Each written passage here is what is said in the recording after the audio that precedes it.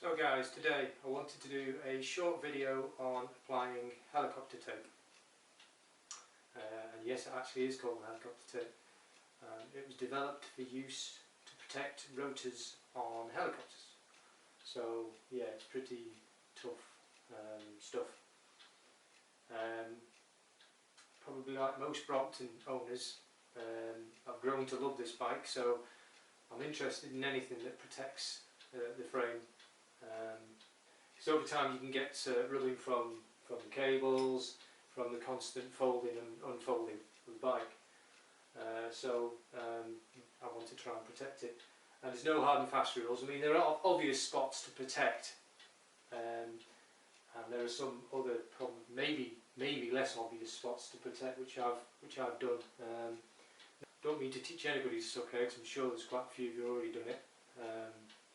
But there may be just one or two who might find it useful. So this is the tape, and correct me if I'm wrong, I believe it's made by 3M.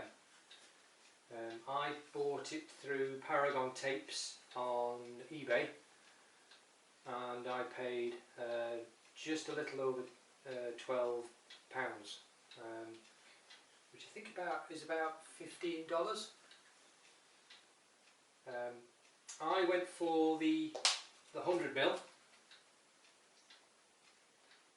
or 4-inch.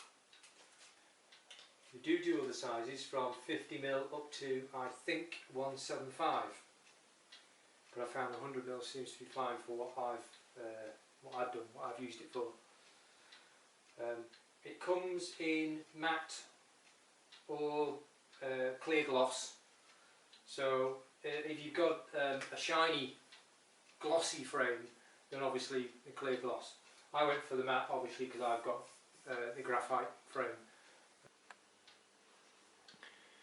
So here is a small piece I applied. It's a classic area of that gets rubbed by a cable on the fork here, and I think it's a good idea to start with small pieces just to get a feel for how it goes on.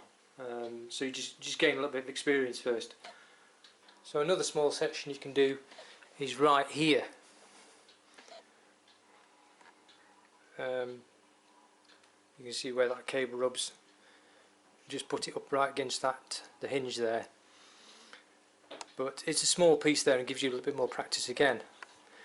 And then once you're feeling a bit braver, do this section here. Again, you can see the cable rub there, so I'll put a piece in from there to there, because that does change when the handlebar move. You can see it, the cables go back a bit, so that's the reason I've lengthened it that far. So then once you've done those two bits, you can go on to do the handlebar stem. This is slightly tricky because there's a curve to the stem, but this stuff's really cool. It's very stretchy when it's warm, so it goes on pretty easy and the air bubbles come out no problem. There are a couple of other small little areas which I haven't yet done, but I'm going to do. There's one there. You can see the cable just goes behind that bit of the back frame, and then through here. A bit trickier that one, but I've yet to do it. Funnily enough, Brompton have done it there. They put a piece in.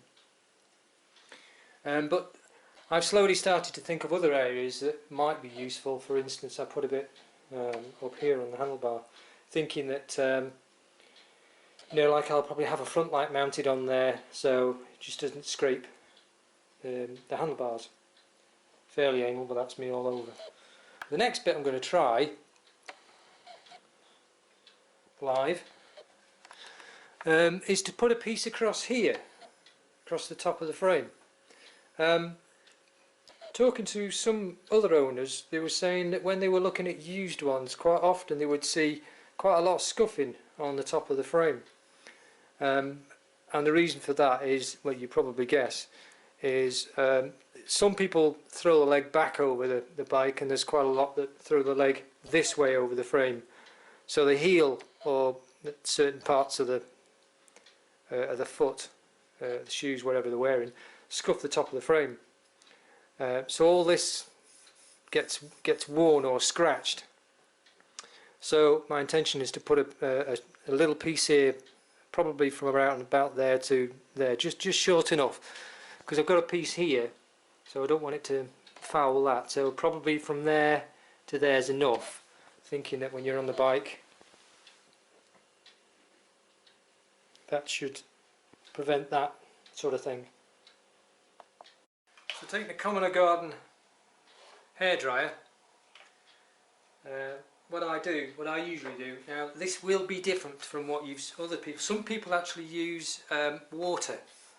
Yeah, it's quite effective, and you put it on and it allows you to move it around a bit, but I've not really found a problem. So I tend not to use water. I tend to use some heat. So I will heat up the frame a little bit. Nothing over the top. It's only a hairdryer. And then heat the back of this a little bit as well, so everything's warm and pliable. And I find it goes on a lot easier that way.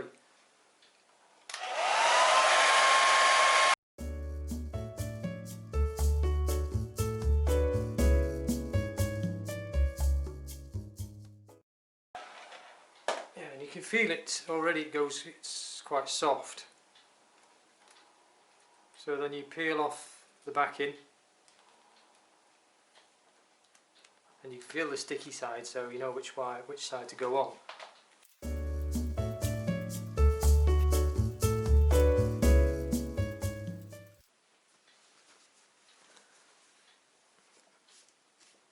So don't worry if you make a mess of it the first time you try this, because it does peel off okay. It doesn't leave a mark or anything like that. No, it doesn't mark the frame. So I brought the bike outside so you can get a little bit more of a look at it in broad daylight.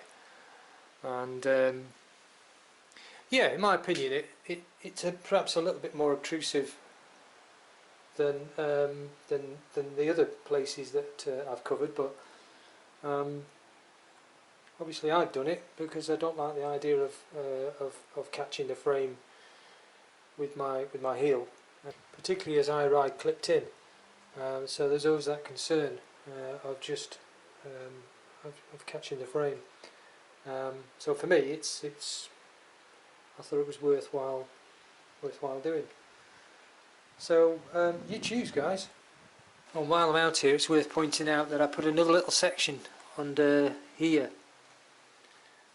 It's quite often if I lock the bike outside for whatever reason, you have the lock that goes underneath there. So again, just to stop any rubbing.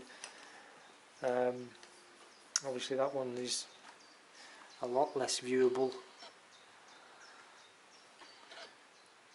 That was just another little idea as I've gone along.